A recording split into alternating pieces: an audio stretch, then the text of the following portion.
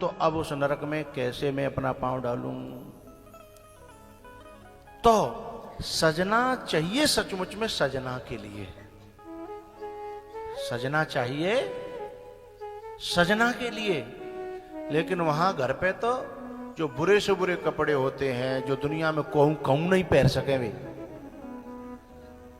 दुनिया में जो कहूं न पहन सके वो अपने घर पे पहनती हैं। और जो घर पे पहनना चाहिए अपनी सजना के लिए, उसे कब के लिए रख रखा है? बोले वहां द्वारिका जाएंगे, फलानी जगह जाएंगे, ये वहां के लिए रख रखी है मैंने। और यदि पुरानी दुरानी न एक आध बार पहन ली है, 2-4 बार, बोले ये नहीं, चलो शॉपिंग करने चलते हैं। बोले कहाँ है? क्यों? बोले द्वारिका जाना है।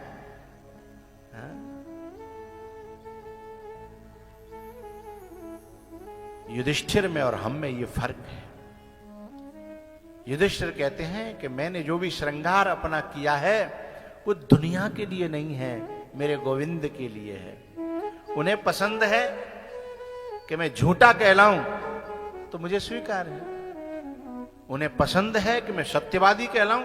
न मुझे झूठा से कोई फर्क पड़ता है, न मुझे सत्यवादी से, क्योंकि मेरा उससे कोई लेना देना है। जीवन का श्रृंगार है प्रीतम, मांग का है सिंदूर,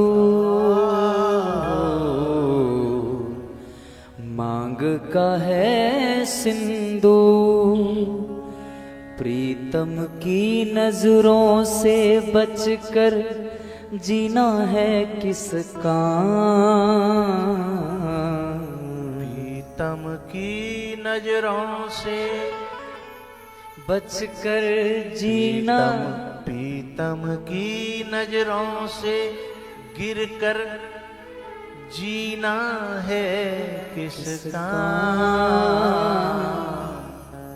सांसों की माला पे, सांसों की माला पे सुमिरू में साड़ी का नाम है। झूठ तो नहीं बोल रहा, देखो। सांसों की माला पे सुमिरू में पिय का नाम। एक पति जो है अपनी पत्नी के बर्थडे पर एक गिफ्ट लेके गया। उसने कहा था ऐसा गिफ्ट दूंगा जिंदगी भर याद रखोगे। और गिफ्ट लेके गया तो क्या, ब्रेड का पैकेट, ब्रेड का पैकेट। उसने ब्रेड का पैकेट देखा तो अपनी पूरी जितनी सहेलियां थी, सखियां थी, सब में इतनी सुनाई और वहीं कह दिया मेरा तुमसे आज छूटा छेड़ा। गुजरात में बैठा हूं ना, छूटा छेड़ा। MP UP वाले समझ गए? छूटा छेड़ा यानी तलाक, ठीक है, तलाक दे दिया। उसने विनम्रता पूर्वक कहा मेरे लाए हुए 2 ब्रेड खा तो लेती। बोले तेरी शक्ल तक पसंद नहीं है मुझे, तू मेरा अपमान करता है, मेरी बेइज्जती करा दी मेरी सखियों में, सहेलियों में। उसने कहा अपमान ही सही, 2 ब्रेड खा ले। बोले नहीं खाऊंगी। तो बोले पैकेट खोल तो दे। जब पैकेट खोली तो ब्रेडों के अंदर ओडी की चाबी छुपी थी। अब वो कहने लगी सॉरी। उसने चाबी ले ली। बोले छूटा छेड़ा। बोले इसका मतलब है तू मेरी थी ही नहीं, तू मेरी थी ही नहीं, तू ओडी की है। जा किसी ओडी वाले को देख। तू मेरे से प्यार करती तो ब्रेडों में भी खुश होती और ओडी में भी खुश होती। हो जीवन का श्रृंगार है प्रीतम, मांग का है सांसों की माला पे सिमरू मैं पी का नाम।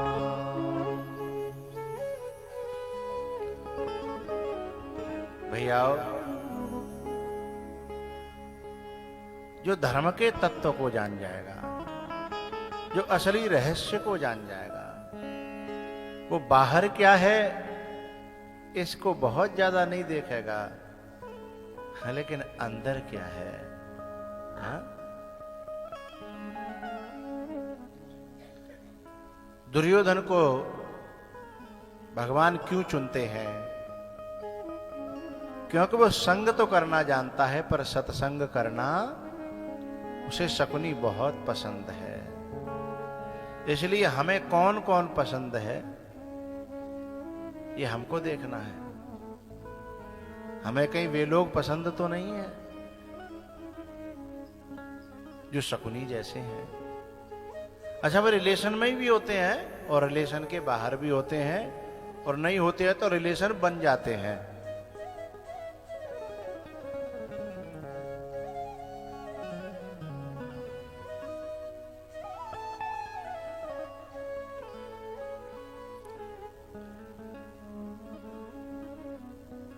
भैया जब विदुर जी महाराज उपदेश दे रहे थे अपने भैया धृतराष्ट्र को, मैंने विदुरानी की कथा को यहां छेड़ा नहीं है क्योंकि यहां द्वारिका में बैठे हैं। अब ये बहुत ऊंचा स्तर है इस धरा का। और शकुनी ने भड़काया और उसने जब विदुर जी का अपमान किया,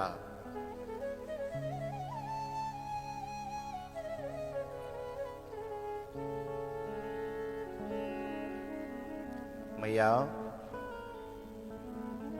आप में से कुछ ऐसी हैं जो चीला बनाना जानती हैं? चीला, अच्छा चीला आराम से यदि पलट जाए तो खुरचना पड़ेगा, और आराम से न पलटे तवा से चिपक जाए तो खुरचना पड़ेगा, और ज्यादा चिपकेगा तो छीछा लेदर हो जाएगी चीला की। ठीक है, ऐसे ही मनुष्य संसार से ज्यादा चिपका हुआ होगा और आराम से किसी बुद्ध पुरुष, किसी महापुरुष के कहने से पलट जाए, संसारी से भगवदीय हो जाए। भगवदीय का मतलब होता है भगवान का, और संसारी से मतलब होता है संसार का। संसारी से भगवदीय हो जाए, किसी महापुरुष के थोड़े से सहारे पर पलट जाए तो छीछा लेदर नहीं होगी ना। लेकिन जब हल्के से इशारे से नहीं पलटता तो फिर भगवान खुरचते हैं। हल्को से चुपके होगा तो भगवान के खुरचने पे पलट जाएगा, और कभी कभी ज्यादा चुपका रहता है तो ऐसे टूक टूक होते हैं, छीछा लेदर हो जाती है, हैं? नारद जी की छीछा लेदर भाई। नारद जी ने जब भगवान से कहा था कि मैं तो आपका था, आपने मुझे बंदर बनाया, दुनिया में जगत मोर उपहास कराई, मैं आपका था, मैंने आपसे कभी कुछ मांगा? पहली बार जिंदगी में मांगा और आपने मेरी छीछा लेदर कर दी। बोले मैंने धीमे से कहा था, कुपथ मांग रुज व्याकुल रोगी, वैद न देहि मुनु सुनहु मुनि जोगी, कि तुम गलत मांग रहे हो, पलट जाओ, तुम जिधर जा रहे हो वो रास्ता तुम्हारा नहीं है, चुपको मत।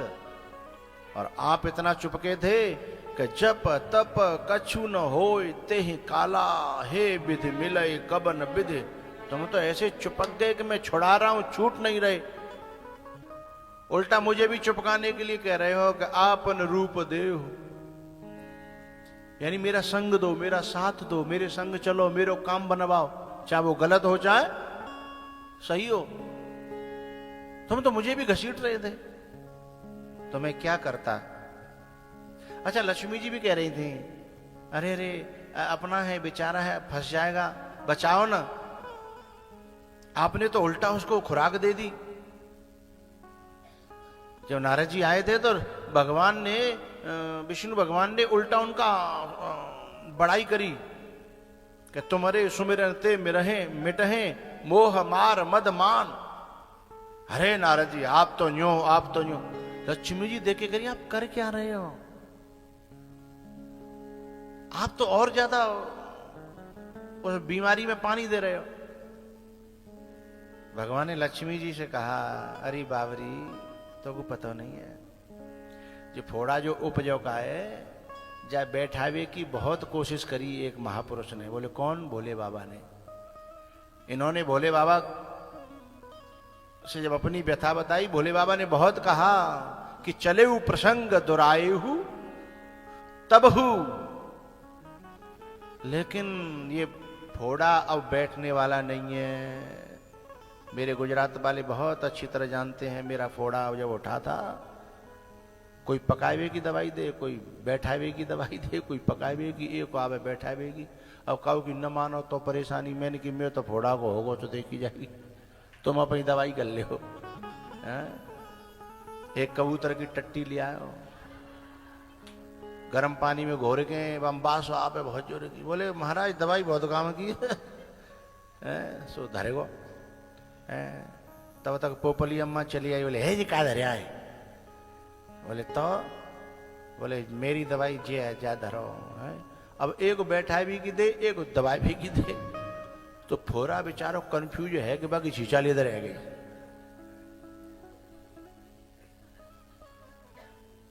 कम से कम 2.5 महीना फोड़ा चला मेरा। वो उसको समझ में ही नहीं आ रहा, बैठूं के उठूं, बैठूं के उठूं। और किसी की दवाई 24 घंटे से ज्यादा कोई करने न दे। दूसरा आए तो गुरुजी तो सबके हैं, एक के तो है नहीं है। तेरी दवाई क्यों मानेंगे भाई? गुरुजी मेरे भी हैं, हटाओ फलाने की, मेरी दवाई चलेगी। 2.5 महीना में फिर भी बात कुछ बनी नहीं। फिर डॉक्टर के पास जाना पड़ा, जो चीरा लगाता है। हाँ, सुबह ने मेरे दोनों हाथ बांध के और पाम बांध के और बाँ में चीरा लगा के न्यो दबा के सो दूर पर हो फोरा। मैंने कि जाने नाक में दम कर दे। जब वो डॉक्टर बोला जाने नाक में दम ना करी, जो तुम्हारी दवाई करी भाई हद का बिन नाक में दम करी है। बोले ये तो बेचारो कंफ्यूजन में मारे हुए कि बैठूं के उछरूं के बैठूं के उछरूं, पकूं के दबूं पकूं के दबूं हैं। तो भगवान कहते हैं लक्ष्मी जी से बैठाने का पूरा उपाय भोले बाबा कर चुके हैं। बैठना होता तो वहीं बैठ जाता। अब तो मैंने पकावे की, बढ़ावे की दवाई दी है, क्योंकि अब तो जो फूटेगो बैठेगो नहीं है? फिर नारद जी की छीछा लेकर जब भई ना, तो नारद जी आए बाद में। भगवान मैं तो आपका अपना था, आप समझाते, आप बताते, मैं मानता नहीं, ऐसा हो सकता है? बोले मानता तो मैं ही मान जाता। तो भोले बाबा मोते कम थोड़े ही है, मैं और भोले हैं, दो नहीं है, एक है। जो भोले की नहीं माना वो मेरी कैसे मान जाता? और तुझे क्या पता, मैं भोले के मुख से शायद मैं ही समझा रहा हूं। उर प्रेरक रघुवंश विभूषण, तू माना होता तो फिर मैं आपका अपना नहीं था क्या? तब भगवान विष्णु भगवान ने बड़ी प्यारी बात कही। नारद जी समस्या तो यही थी कि तुम मेरे अपने थे, तुम मेरे अपने न होते तो मैंने भस्मासुर को जाने क्या क्या दे दिया, मैंने रावण को जाने क्या क्या दे दिया। ये मेरे दास नहीं थे, इन्होंने मुझे पेमेंट किया तपस्या का, मैंने इनको वरदान दे दिया। लेकिन तुमने ये कहा था कि हे प्रभु मैं आपका हूं, और अपने बच्चे को कोई मां जहर कैसे दे सकती है, मौत कैसे दे सकती है? हाँ, चाहे बड़े छीछा लेकर रह जाए। हाँ?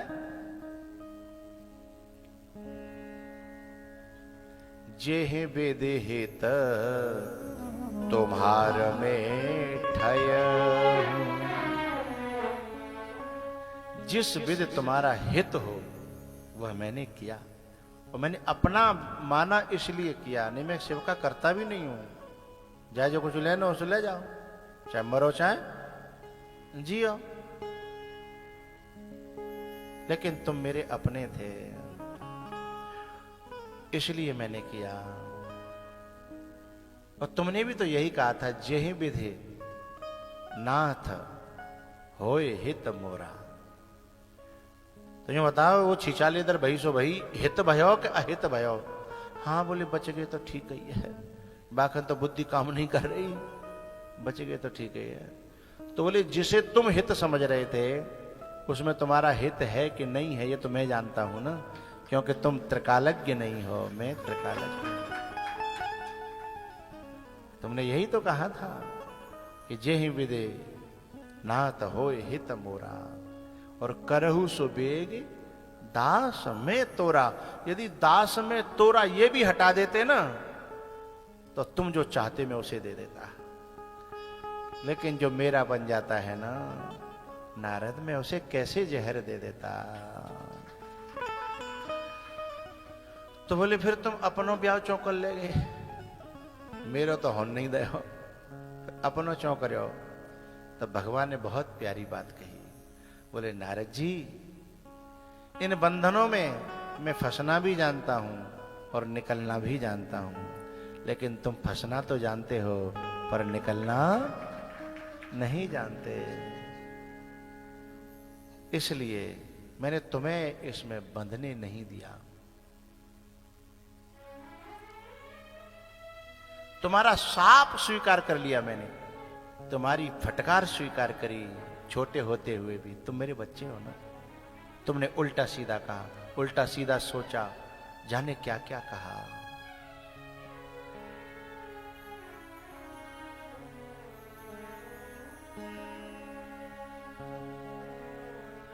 बड़ी प्यारी पंक्ति है, एक गाने की नहीं है।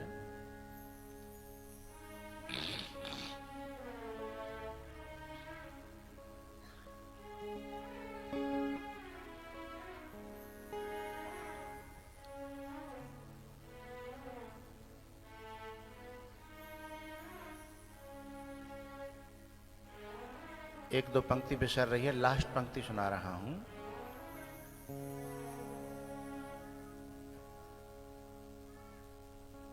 अब उसका पहले आशय सुना रहा हूं।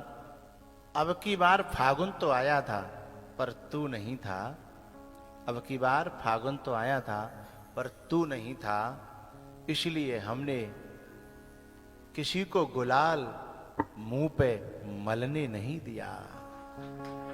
फागुन तो आया था, फागुन माने होली, फागुन तो आया था पर तू नहीं था, इसलिए हमने गुलाल किसी को मलने नहीं दिया। अब पंक्ति आ रही है, हाथों की ओट देके जलाली हथेलियां। दीपक वो जानते हैं जिन्होंने दीपक पहले जलाए हैं। दीपक हवा चलती है तो हाथ की सहारा देकर के जिधर से हवा चलती है उधर से हाथ से बचाते हैं, और उसकी लौ जब लपलपाती है ना तो हाथ जल भी जाता है, लेकिन दीपक न बुझ जाए। इससे दीपक को बचाने वाले अपने हाथ जलने की चिंता नहीं करते। हाथों की ओट देके जलाली हथेलियां, भगवान कह रहे हैं नारद जी से, समझ में आ रही बात? हाथों की ओट देके जलाली हथेलियां, पर ए सम्मा हमने तुमको बुझने नहीं दिया। ए शम्मा हमने तुमको बुझने नहीं दिया। तुमने श्राप दिया, हमने लिया। तुमने क्या क्या कहा, हमने सुना। तुमने क्या क्या सोचा, हमने परवाह नहीं की, पर तुम बच गए। यही हमारे लिए बहुत है। कभी कभी परमात्माओं को, महात्माओं को, गुरुओं को इस कंडीशन से गुजरना पड़ता है। कभी शिष्यों को भी लगता है कि ये गुरु जी ने हमारे साथ अच्छा नहीं किया, ये फलाने ने हमारे साथ अच्छा नहीं किया, लेकिन हाथों की ओट दे के जला ली हथेलियां, ऐ शम्मा हमने तुमको बुझने नहीं दिया। तो नारद जी की छिचा लेदर क्यों हुई? यदि शंकर जी के इशारे हैं, कल हमारे सूरदास जी गा रहे थे ना कि जो इशारा गुरु का समझता है, जो गुरु का इशारा समझ जाए वही तो शिष्य होता है। हाँ? और जो इशारा ना समझे उनके शब्द तो बड़े सरल होते हैं, पर बड़े करामाती होते हैं, बड़े करामाती होते हैं।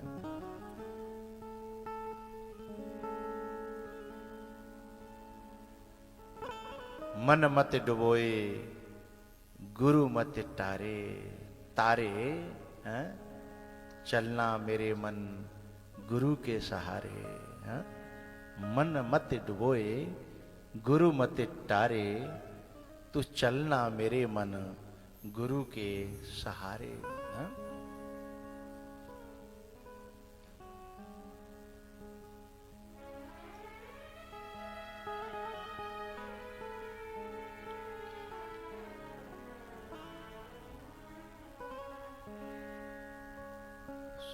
शिला नहीं आती होगी तुम्हें?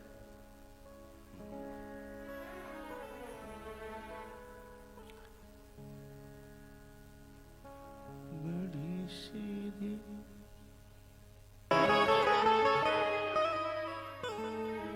कोई भाग्यशाली समझे इशारे, तू चलना मेरे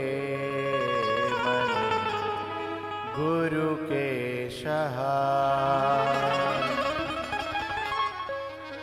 अरे लक्ष्मी, ये यदि समझता तो भोले बाबा ने बड़े इशारे किए। अरे इशारे नहीं करे, स्पष्ट कहा, और स्पष्ट ही नहीं कहा, बार बार रोकने की कोशिश भी की। अब इसका फोड़ा कैसे बैठ जाता? इसलिए मुझे पकाना पड़ा, इसलिए छीछा लेदर हुई। तो जो थोड़े से सहारे से पलट जाता है, उस चीला की छीछा लेदर नहीं होती। ये वृंदावन की लीला मत समझो गुर को चीला, जामे ऋषि मुनि गए हार, रटे जा राधे राधे। ये वृंदावन की लीला मत समझो गुर को शीला, ओ जामे ऋषि मुनि गए हार, रटे जा राधे। इस चीला को खाना जितना सरल है बनाना, फैन जो है नेक ढीलो हैगो तो गड़बड़ कर रो हैगो, तयो नेक चिकनो न कम रहेगो तो गड़बड़ो, ज्यादा चिकनो हैगो तो गड़बड़। बनावे में सही तरीका से नहीं डाल पाए तो गड़बड़, ज्यादा डाल दो तो गड़बड़।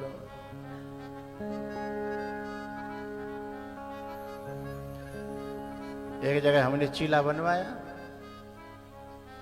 इतना इतना मोटो तो नहीं कहूंगा, उंगरिया जितना मोटो। मैंने कि ये बताओ यदि ये चीला है तो पुआ क्या होता है? यदि ये चीला है तो पुआ क्या होता है? अच्छा, फिर माने पहलो तो ऐसा बनाया, मैंने समझा ही नहीं पतरा करना, पर दोबारा बनाया। सो अब फैन तो उतना ही डाल दो तो किनारे किनारे ते पतरो कत गई, सो पूरा बीच में वो जमेगो, बीच में आके मैंने की ये कौन सी डिजाइन है? तो ये वृंदावन की लीला, मत समझो गुर को चीला, जा में ऋषि मुनि गए हारे, जपे जा राधे राधे। तो विदुर जी महाराज को दुर्योधन ने अब शब्द कहे, यदि ये राजी से निकल गए होते तो कन्हैया ने बहुत कहा था, लेकिन कोई भाग्यशाली ही समझे ऐसा। विदुर जी और विभीषण जी, इन दोनों को पहले प्यार से, राजी से, तरीके से, वाणी से समझाया गया, बातों से समझाया गया। एक जगह महात्मा गया और एक जगह परमात्मा गया। अब बताओ महात्मा कहां गया? लंका, है ना? और परमात्मा हस्तिनापुर। ठीक है, कृष्ण भगवान गए हस्तिनापुर और हनुमान जी गए लंका। तो कहीं भगवान सोचते हैं महात्मा से काम चल जाए, कहीं सोचते हैं महात्मा से भी न चले तो मैं चला जाऊं। लेकिन जब कोई व्यक्ति बहुत चिपका होता है ना, तो फिर न वो महात्मा की माने, आगे बोलो, और न परमात्मा की माने, फिर वो बातों से नहीं मानता है।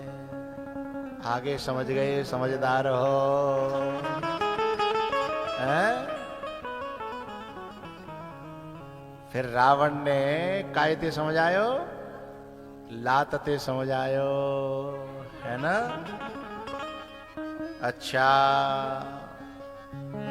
विदुर जी महाराज भगवान की वाणी से नहीं माने, फिर दुर्योधन के बाण जब छाती में लगे, है ना, वाणी के बाण जब छाती में लगे, फिर बिल बिलाएगे। बिल बिलाए जान दो, ब्रज का शब्द है, बिल बिलाएगे, तड़फ गए, एकदम कुमिलाए गए, बोले ये क्या हुआ? तब उन्हें याद आई कि कहा तो भगवान ने था पर मैंने मानी नहीं थी। इसलिए भगवान का दूसरा वाला चीला की तरह दूसरा वो है उपाय खुरचने का, है? तब जब भगवान ने इस तरीके से निकाला, तब विदुर जी निकले हैं फिर वहां से। विदुर जी जब हस्तिनापुर से निकले ना, सोई भगवान ने देखा कि लाइन क्लियर हो गई, लाइन क्लियर हो गई। तो अब तक हम एक बात कहते थे कि विदुर जी हस्तिनापुर से अपमानित हुए तो कहां पहुंचे हैं? सबसे पहले पहुंचे वो वृंदावन। ठीक है, बात सही है, उसमें कोई संकोच की बात नहीं है।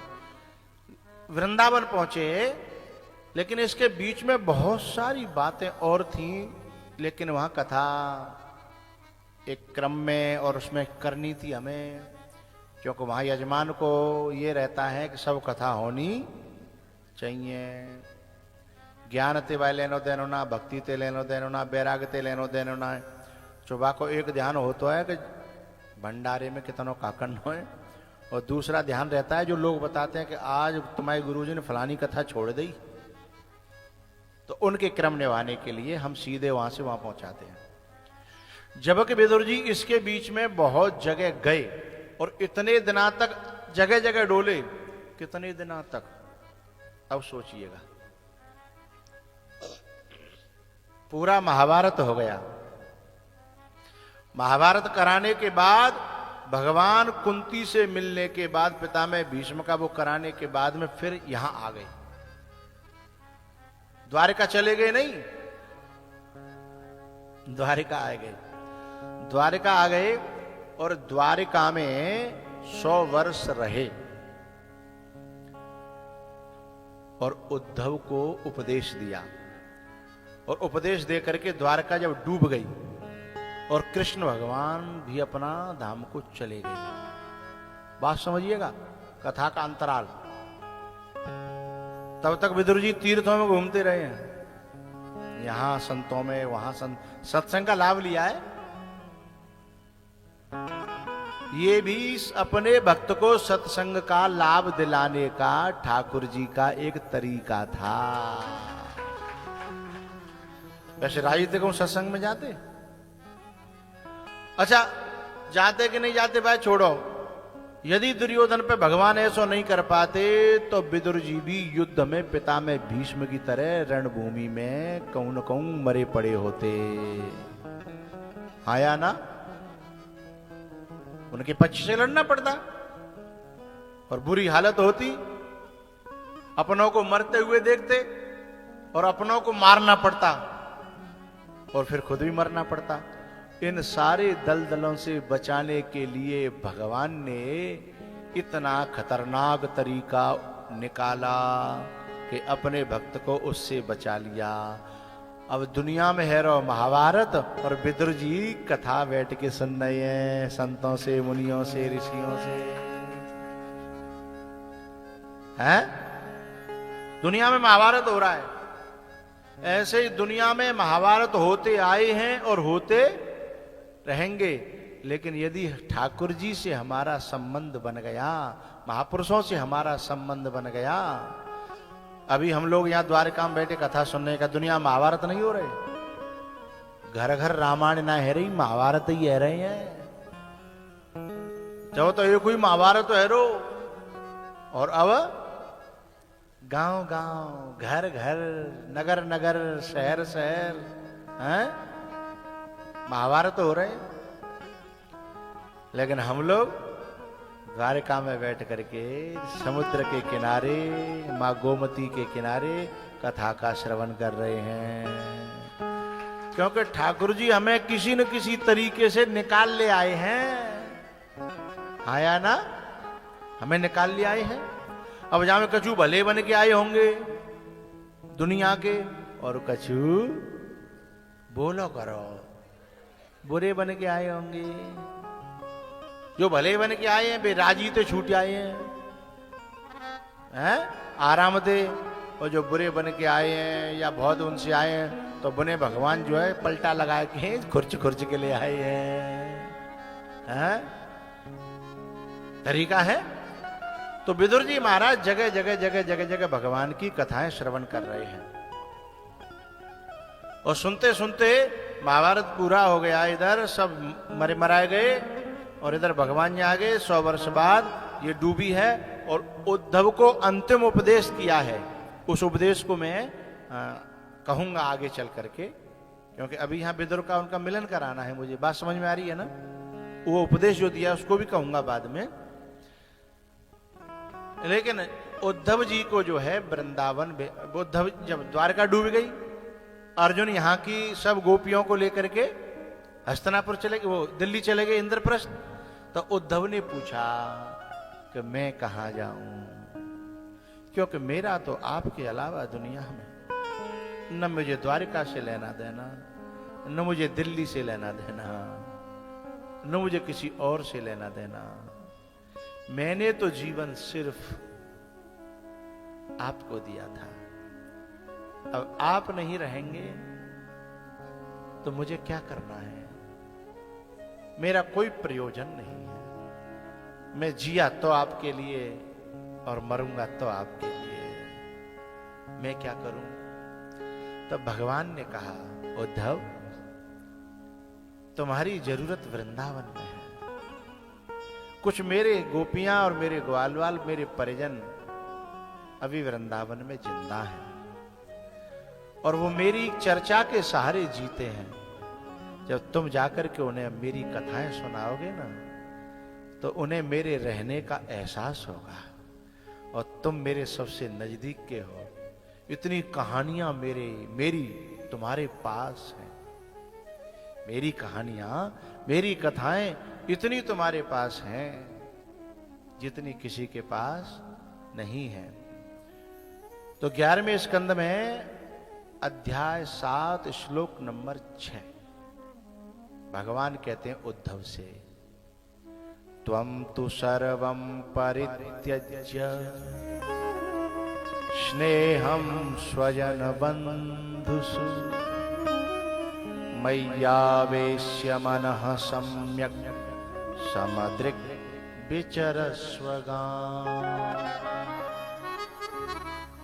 त्वं तु सर्वं परित्यज्य, अब तुम सब कुछ त्याग करके, छोड़ छाड़ करके, स्नेहम स्वजन बंधुसु, अपने बंधु बांधवों से जो तुम्हारी ममता सी उसे सब को छोड़ करके, मई आवेश्य मनः सम्यक, अच्छी प्रकार से मन को मेरे में प्रवेश करके, समदृक् यानी समता का चश्मा लगा करके, समता की नजर बना करके, समदृक् यानी दृष्टा भाव से, विचरस्व गाम यानी धरती पर आप विचरण करना, जहां मेरे भक्त हों उन्हें कथा सुनाना।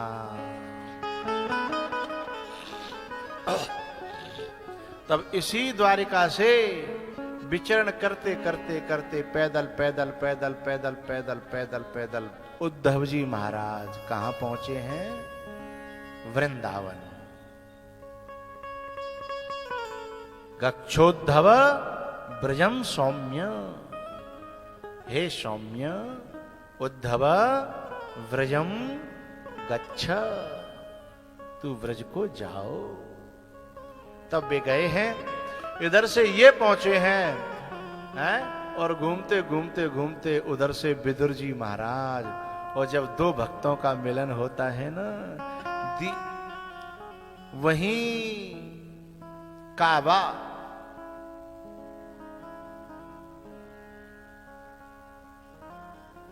क्या है वो पंक्ति, वहीं काबा, वहीं काशी,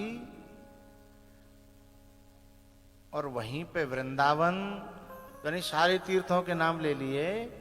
बोले कहां? बोले दीवाने दो जहां मिलकर सनम की बात करते हैं। हाँ? अब तुम कथा से, यहां से 12 तारीख की कथा सुबह होगी, 9 से 12 तारीख को लास्ट है ना, कथा पूरी हो जाएगी, सब अपने अपने क्षेत्रों को चले जाएंगे। लेकिन जब कभी मिलेंगे तो सबसे पहली चर्चा कहाँ की होगी? तुम गए थे? हाँ, हम तुम साथ ही कमरे में तो रहे थे, बस शुरू हो गए। अब दुनिया से अलग हो जाओगे तुम उस समय। दीवाने दो जहां मिलकर सनम की बात करते हैं।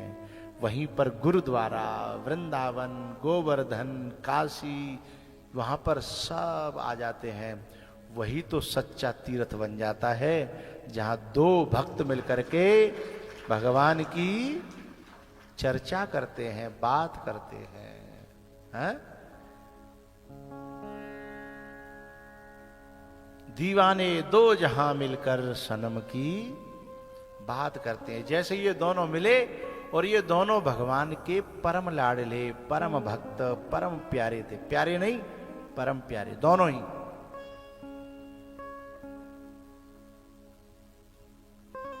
वृष्णी नाम प्रवरो मंत्री कृष्णस्य दयित सखा, शिष्यो बृहस्पते साक्षात उद्धवो बुद्धि सत्तमः।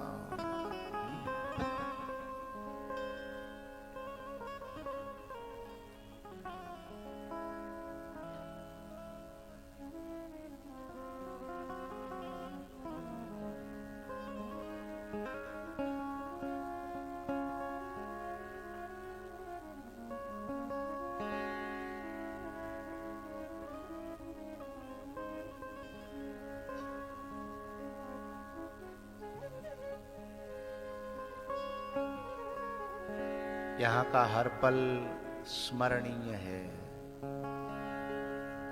ध्येयम है, ध्यातुम योग्यम है।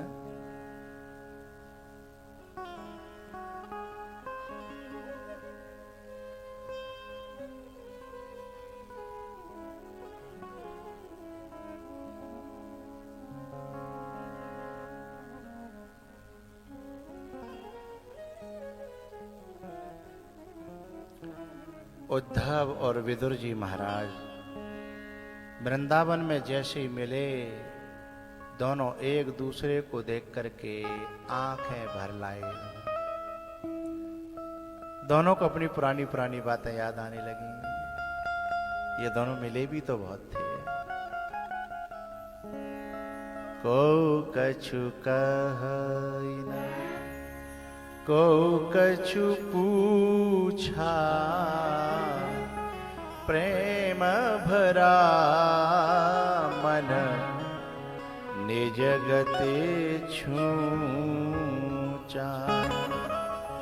प्रेम भरा मन निज गति छूचा। को कछु कहै न को कछु पूछा, प्रेम भरा मन निज गति छूचा। को कछु कहै न को कछु पूछा। गद गद गिरा नयन बहनीरा,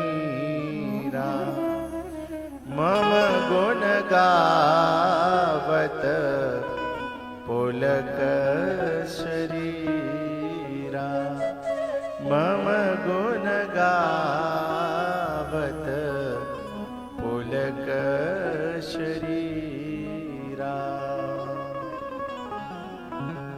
बहुत देर तक हिलकियां बंधी रहीं, काफी देर तक एक दूसरे को चुप कर रहे, लेकिन दोनों ही रो रहे थे।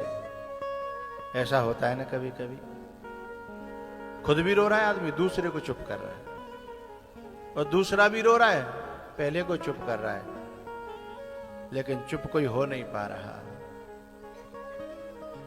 क्योंकि उन दोनों से उनका जो प्यारा था वो चला गया था। उन दोनों के बीच से उनका जो प्यारा था वो चला गया था। कन्हैया ने अपनी लीला समेट ली थी। जहां कन्हैया ने लीला समेटी वो यही भूमि है गुजरात की, और जहां विदुर जी का और उद्धव जी का मिलन वो ब्रज की भूमि है, वृंदावन की।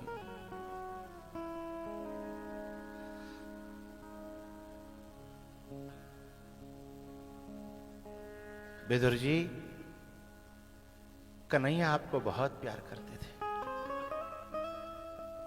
जैसे कभी मेरे ये नजदीक वाले लोग हैं, इनको पता रहता है कि मैं किसकी चर्चा करता हूं, और मेरे नजदीक का कोई व्यक्ति तुमसे कहे कि गुरुजी तुम्हें समय मिलने पर बहुत याद करते हैं, तो दिल जो है, हृदय अपने आप भर आएगा।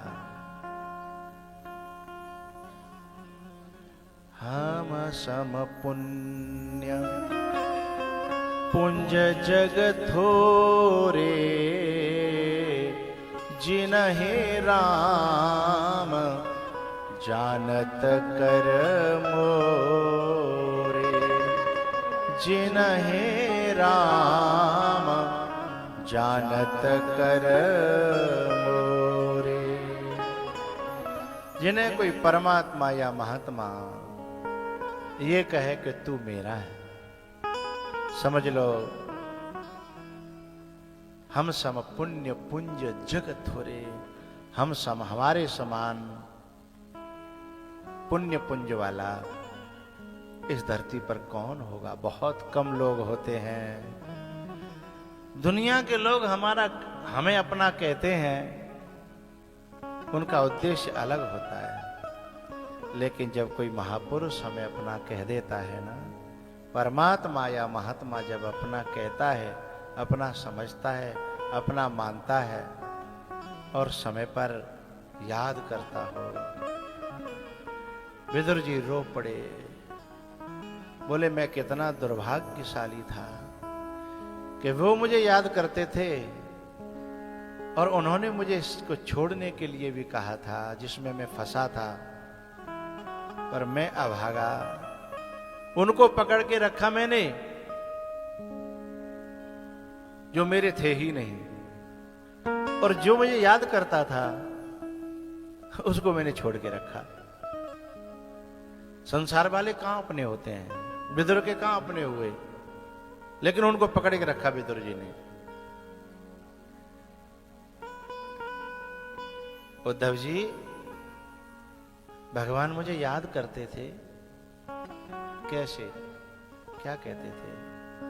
वो कहते थे मेरा विदुर दुनिया में फंसा है, कोशिश तो मैंने बहुत की पर वो निकलता ही नहीं है। वो लौकिक धर्म का दुराग्रही है, मैं उसे परम धर्म में प्रवेश कराना चाहता हूं, लेकिन वो है कि लौकिक धर्म को बहुत महत्व देता है। मैं कैसे छुड़ा पाता? इसलिए एक बात कही उन्होंने अंतिम समय पर। ठाकुर जी ने, हे विदुर जी, तुम्हारे लिए एक संदेश भेजा था कि अब मैं तो इस दुनिया में नहीं रहूंगा, पर मेरे विदुर को ये बात कह देना। बोले क्या?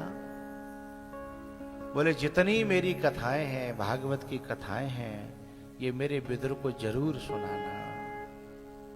अच्छा, मेरे लिए कह के गए हैं? बोले हाँ। हे विदुर जी, हे उद्धव जी,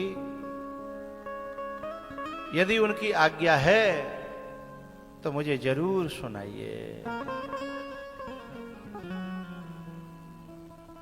सबसे पहले उद्धव जी ने एक बात कही कि अभागे हैं सब यदुवंशी। बोले क्यों? और लोगों ने तो उन्हें माना, लेकिन यदुवंशी उन्हें समझ नहीं पाए। यदुवंशी उनके विरोध में रहे। उन्हें इस बात से ईर्षा होती थी कि ये पांडवों का जाकर के रोज जाके पांडवों में बैठ जाते हैं, रोज जाके पांडवों का संग देते हैं, पांडवों का रथ हाँक रहे हैं, और हमारा साथ नहीं देते हैं। भगवान से ही ईर्षा करने लगे। उनके पुत्र प्रपौत्र, और ये उनको भगवान तो क्या इंसान भी मानना इनके लिए बड़ा मुश्किल हो गया। अभागे हैं ये, लेकिन उनकी करुणा तो देखिए, वो फिर भी इन्हें अपनाते रहे, इन्हें ठुकराया नहीं। ये तो अपनी मौत मरे श्राप के कारण, अपनी उच्छृंखलता उद्दंडता के कारण, लेकिन ठाकुर जी ने कभी ठुकराया नहीं। अरे विदुर जी, कम वा दयालुं शरणं व्रजेम, अहो वकीयं स्तनकालकूटं जिघांसया पाय यदप्यसाध्वी लेभे गतिं धातृचितां ततोऽन्यं कं वा दयालुं शरणं